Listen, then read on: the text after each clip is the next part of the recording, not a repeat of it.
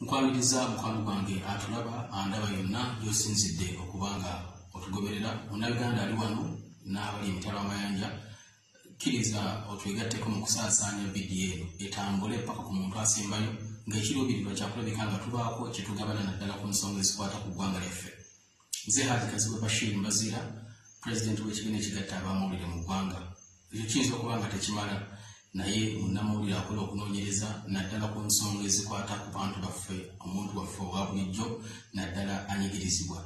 Nteeka nnyo essira ebirowoozo, obwongo n'obudde ku nsonga ze bayita human interest stories ezikwatira ddala ku muntu wa bulijjo. Uganda nga tuli mu kaseera kano akoolekedde okulonda kwa 2021 waliwo ebintu bingi bye tugwana okulabika nti notwejjukizaako. Buli myaka 5 tugenda ne tulonda okukyusa obukulembeze nga ssemateeka bw'atugamba. Eyo nno y'enkola engunjufu. Naye waliwo abataakola nkola ngunjufu ya kalulu ne bakwata emmundu ne bagenda mu nsiko. Bano omu ku bo gwe tukyajjukira yonna atukulemberamu Ali Museveni. Mu mwaka gwa 1998 yeesitaba mu kalulu teyalina bwakubiri, y'omu ku baakolera ddala obubi naye n'akakkiriziganya n'ebyo byali bivudde mu kulonda n'agenda mu nsiko. Abantu bangi ne bafa, abantu baffe ab'eruweru n'ebitundu ebirala tebalyerabira ebyabatuusibwako mu lutalo olw'ekiyeekeramu Ali Museveni lweyagula ku bannayuganda.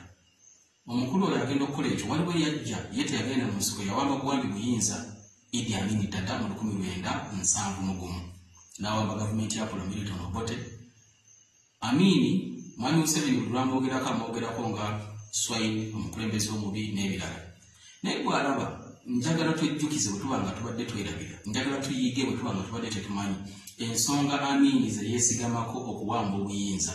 Ng'olwaleero nkubuulira omuntu yenna alina ebirowoozo ng'eby'Amini, alina ebirowoozo ng'eby'Amini singa abaddewo olwaleero ebigenda maaso mu ggwanga, it is right for doing something like Amini did. Ng'Amini bwe yawamba obuyinza ensonga ze yawa mu 71 ng'ajjako Obote. Olwaleero mwana wattu mu ngeri engenderere, mu ngeri eri orchestrated, mu ngeri enteeketeeke obulungi ensonga weeziri ezaawaliriza Amini okujjako Obote. Era Amini singa waali olwaleero oba omuntu alina ebirowoozo ng'ebibye, Mwami Museveni tasobola kusula mu buyinza. Batugamba abayivu nti history repeats itself, naye ebyo abeera akirabye bubi. Ate abalala ne bagamba nedda, it is only the fools that repeat history. Nti babeera abo ababuyabuya abaddamu ebyafaayo naddala ebibi. Uganda olwaleero tuli myaka 50 n'okusoba, waliwo ababuyabuya abataafuna kyakuyiga mu byafaayo ebyaliwo, abaddamu ensobi ezimu ezaakolebwa ezaggisaako ne gavumenti. Amini yatuwa ensonga 18 okuwamba Obote. Ngenda kubeera ezimu ku nsonga ze yeesigamako okujjawo gavumenti ya Apollo Milton Obote, ng'olwaleero gwe munnayuganda ali wano oba oli mitala w'amayanja. These reasons are evident. Tutambula nazo, we are seated watching, ensonga zikula zigaziwa n'okusinga bwe gwali mu myaka gy'ensanvu. One of those reasons, Amini ze yakulembeza, detention without trial. Baakwatanga abantu ne babasiba ewatali kubawozesa. Ku mulembe gwa Mwami Museveni atugamba nti mulungi nnyo era yajja kulibaleetinga emyaka 5 n'agimala ng'ali mu nsiko. Bantu bangi bali mu makomera, bantu bangi bakwatiddwa ewatali musango, bantu bangi battiddwa, bantu bangi bawaliriziddwa ewatali nsonga yonna olw'ebigendererwa by'abali n'abali mu buyinza. Saagala kugenda nnyo wala tujjukira abantu abaakwatibwa. Waliwo abasiraamu basenfuka abaakwatibwa ne bamala emyaka 2 ne babasibira e Nalufenya, ne babatwala e Luzira, ne babateeka mu safe houses, ne babakwata ne babookya paasi ne bajja mu kkooti ng'ebifuba bireenya nga batonnya bwe bati ng'ensi yonna eraba. Omulamuzi n'anoonyereza n'azuula nti basenfuka ne bannaabwe abalala. Gavumenti ya Mwami Museveni yabakwatira bwereere. Gavumenti ya Mwami Museveni n'ebatulugunya ng'abalinga abatali bantu ku mulembe guno bwe tugamba twakola ssemateeka wa 95. Ne babagamba mugereeje mulina musango mubaliyirire. Gavumenti kooti ne gavumenti ebaliyirire. Nakati senfuka ne banne abaakwatibwa watali nsonga bali mu kubonaabona. Gavumenti tewangayo yadde olwatanula ssente okuliyirira abantu abo. Njagala kungamba nti gavumenti eno erina enjawulo ne ku y'Obote Amini gye yawamba. Amini yatuwa ensonga ey'okubiri n'endala ezaabo bwe yatuwa state of emergency, embeera y'akazigizigi yateekebwawo. Erimu ku nsonga Idi Amin Dada ze yatuwa denial of freedom of speech, abantu nga tebalina ddembe kweyogerera. Saagala olabe radio stations nnyingi ne TV nnyingi n'empapula z'amawulire eziriwo ogambe nti abantu boogera ki nga bye boogera babeera bamaze kubanyigiriza. boogera ki ng'olwalira abantu b'omanyidde ddala obulungi tebakyasobola kwetaaya na kutambula na kugenda. Kyagulanyi yabadde ku CBS ku lunaku olw'omukaaga yayogedde nga munnayuganda bw'ateekeddwa okwogera eddembe lye n'alikozesa ebyaddiridde mwaliwulidde minisita n'abakooba nga Kyagulanyi ayogedde ku lwamukaaga ku Sande ekitali kya bulijjo minisita wa Museveni n'abakooba n'atuuza olukikola bamawulire ku Sande n'atandika okwogera era mmwe abakyaza abantu ab'amawulire ekinaabatuukako mujja kukiraba nnyo bonna abakooba. Oyinza olwaleero okulabika nti nno munnange ow'embejja mwami Museveni si gwasoose mu ntebe eyo nye bonna abakooba. Oyinza okulowooza nti gavumenti eri ku ntikko y'okukulembeza ensonga zonna. Abantu babaddewo nga b'amaanyi ng'ensi batya bakkakkanye kubanga babeera bavuddeko ekyo ekibasuubirwamu. Naawe eddembe ly'abantu okubaggyibwa okulabika nti boogera nga bwe baagala okwogera yali ensonga Amin gye yeesigamako okukyusa obukulembeze. Olwaleero we are living with this.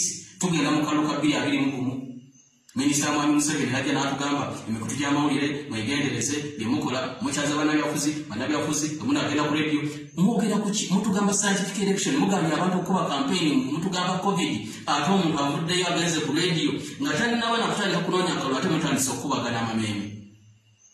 Are you building a nation?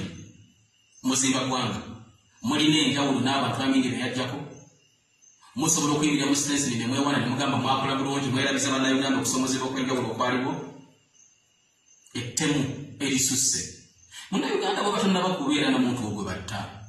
Ku kyalo gy'obeera nga towulira nti omuntu bamusse watali ensonga isengala mu maaso webaze Katonda naye mmanyi toliiyo because buli lunaku obiraba ku mawulire. Buli lunaku obiwulira nga babyogera. Abantu abattiddwa ewatali nsonga. Covid yajja ennaku z'omwezi 2 ne tugenda mu karantiini ne batugamba bannaye mubeere ewaka. Bannayuganda abafudde embeera endala bayitirivu okusinga teri n'omu yafudde Covid. Ebitongole ebyokwerinda bikwata abantu bakuba amasasi abantu bafa. Twalaba abantu abatiwa ekaseese omuntu yatta abantu ekaseese mumanyi kyamutuukako. Olwaleero wano tulina omwana abadde asoma amateeka ku Makerere University bamukubye n'afa mu ngeri etategeerekeka. Eri ekaseese omunnaddiini yali agenda ku makya alina mukyala we avuga akapikipiki ne bamukuba amasasi n'ensi yonna eraba. Omukyala ali wali eri Jjinja bamuyita Namulondo bamukuba amasasi ng'ali ka bodaboda atambula agenda mukazi wattu agenda mu katale. Ettemu eritaliiko kunnyonnyola. Bameka abattiddwa bwe tujjukira abattiddwa obudde ne butambula ne bugenda mu maaso nga bubadde business as usual under the watch of the liberators nga bandunula eggwanga balaba. Is this the nation we are building? Kuno kwe kununula bakulu kwe mwagamba okwatwaza ebintu by'abantu nga nakati abamu bakyabanja buno bwe buwanga bw'abafu bwe mwabuuka nga mujja okununula eggwanga bino bye mwakola. Bannayuganda musaana ne muzuukuka. Kano ke kaseera bomba mbadde temumanyi kano ke kaseera mutegere ebyafaayo by'eggwanga lyammwe mutegere ensi bw'eteekeddwa okulabika nti netambula. Olunaku olwaleero enkola engenderere abantu batula mu meeting nga bwe mutula mu meeting nga mutudde ku lukiiko lw'ekika mwera bye muteesa nga bwe mutula mu meeting nga mutudde ku mukolo gw'embaga muli mu wedding meeting mugumwe ne mugamba ani agenda okuleeta soda ani anaasiba omugole muteekateeka nabo batula ne bagamba bannayuganda tubaavuwazza tutya. Njagala osome ekitabo bakiyita Dictator's Handbook. Dictator's Handbook dictator yenayina gy'abeera nayo. Genda osome ekitabo ekyo ojja kulaba kye nkugamba. Obwavu bwe tulimu Uganda ensi engagga gavumenti n'efulumya budget nga batugamba tuyimiriddewo ku byabulimi ne bateekamu akapapajjo ka ssente ku byobulimi. Uganda bateekeddwa okulabika nti ffe food basket ya region eno n'ensi yonna olwaliro nga ffe tweri enkuta omuntu n'atuuka ng'anoonya kyakulya. Gavumenti ya Uganda covid ekwanise. Twawuliranga National Planning Authority, Ministry of Finance and National Planning, Ministry y'ensi y'okuteekerateekera eggwanga kuteekerateekera ggwanga ki nga n'abantu b'oteekerateekera tobamanyi. Njagala olwaleero oveeyo omukulu mu gavumenti otugambe tulina abavuzi ba bodaboda bwe bati, tulina abatembeeyi bwe bati, tulina abantu bwe bati mu biti clusters ez'enjawulo. Obwavu obuteeketeeke kubanga abantu abamu abatono baagala okulya ku lw'abangi abanaku abakuseera. Nga mukikola mu kwavuwaza bannayuganda nti omwavu yafugika akalulu kajja kutuuka omugulire sabbuuni omugulire ekitole kya sabbuuni omuwe obutto omuwa akasukaali n'50 agenda akulonda okola kati eggwanga emyaka 5 ng'okigenderedde well orchestrated plan okwavuwaza okunafuya okufuula abantu abankusere mu nsi yaabwe. Naawe bino bwe tubyogera tetulina bukyayi bwonna eri omuntu. tulina obukyayi bwonna oba buli langi eby'ebintu bye bakola abantu abo anti n'okujjukiza abantu baffe nti Uganda bano abatugamba nti baginunula abantu baffe nti Uganda abatugamba nti balungi n'okusinga abayita mwana tubakendeevu mu bikolwa byabwe n'okusinga abo bwe bayambalira engatto z'obukulembeze nga baziddamu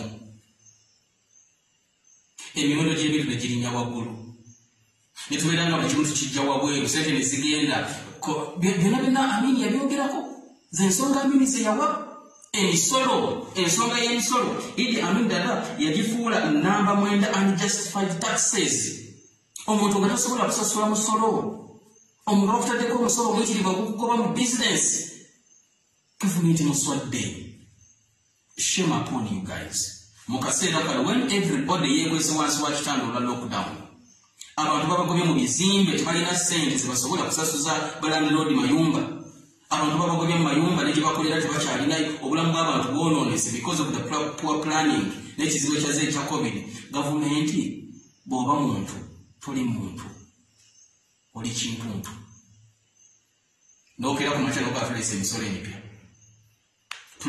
emipya ku bizimbe ntisimanya buli akolera mu kizimbe nga kirina obugazi bwa square feet weziti ogenda sasula sente weziti buli akolera mu luumu nga mukoleramu abantu 3 twongeza omusolo ku misolo endulundu n'endulundu pay as you earn VAT simanya byonna pay as you breathe pay as you look pay as you walk pay as you die n'omuntu okufa mugenda kutandika omusasuza omusolo kikyenyiza okugamba ku kino kyemukoze muleeta emisolo egitali justified makiyo nga mumu abanene tebagenda kusasula misolo gye omuntu wa bulijjo omuwejjere yasasula emisolo gye ku bodaboda abaana ba bodaboda tebakyakola abantu abakola mu bulamu bwabwe bwabeerangawo abantu tebakyakola mu kaseera kano mugadde muleesa emisolo emirala bwe muba nga temwateekateeka kwavuwaza bannayuganda mwateekateeka kubakola ki so bino bwe tubibagamba nze ng'ow'amawulire mbajjukiza ku byafaayo ebizze bibaawo bannayuganda Amini byonna yabisamalize n'agamba ezo ensonga n'endala kubeerawo ensonga 18 zirina wano olwakadde tujja kuba nga tunulako ku nsonga endala n'agamba ezo n'ensonga endala bwe nzirabyemu kijustifyinga okukola military coup kubanga bwe tutakikola bwe tutawanga buyinza gavumenti y'obote egenda kuleetawo okuyiwa omusaayi munnayuganda wuliriza bulungi ensonga ezo tambuza akatambi kano ddamu ozeekenneenye ku nkomerero mpoze kankugamba ezo zonna ensonga z'owulidde ntono nnyo ku nnyingi eziriwo ezisinga naawe ozimanyi byonna in summary bw'obunzika kijustifyinga munnayuganda okusituka okubaako ky'okola kikumala bumazi munnayuganda okuzuuka n'ogamba tunyagiddwa tunyigiriziddwa tulyazaamanyiziddwa enough is enough anawo amawanga bwe gatyo baaganyagulula ne bagenda Robert Mugabe yazimba eggwanga ng'alyezimbirako bannansi b'eggwanga eryazimbabwe ne bafuuka ekisekererwa olinga abasanga ababuuza eba abazimbabwe muli bantu bakikati musajja n'abafuga gyonna emyaka musajja eggwanga n'alinyagulula n'abaleka nga muli bannaku muli bankuseere kati munnayuganda tosekerera muzimbabwe munnayuganda gwekyakusekererwa ekiddako kubanga waliwo ebyawandiikwa bigamba birina amaaso naye tebiraba birina amatu tebiwulira kansubire nti baali tebagamba bannayuganda mulina amaaso muteekeddwa okulaba mulina amatu muteekeddwa okuwulira amaanyi obuyinza biri mikono gyammwe tobawo omuntu yenna yenaakola kulowozesa ekirala gwe wennyini gw'olina amaanyi gw'alina obuyinza kubanga tubadde tutudde munnange obeera ku lediyo obeera ku tv bakulaba na biki na biki that comfort zone kati ebyo byaweddewo sawa yakufungiza sawa yakwekwatiramu bwe tubeera ku lediyo ne tubeera ku tv ne tubagamba kirabika maybe balowooza ebyabulijjo era bajja kwogera munnayuganda tetwagala eno ebeere story nga stories eza bulijjo olwojja n'owuliriza n'ogamba naye omusajja yagedde what are you going to do you have it mbagaliza okubeera obulungi mu katambi akaddako ngenda baleeta kyetuyita dictators handbook kulaga ennakimalira waakuno bwe yasoma n'amalayo era nga ku kitabo ekyo kwatambulisa eggwanga nkwagaliza okubeera obulungi basi zo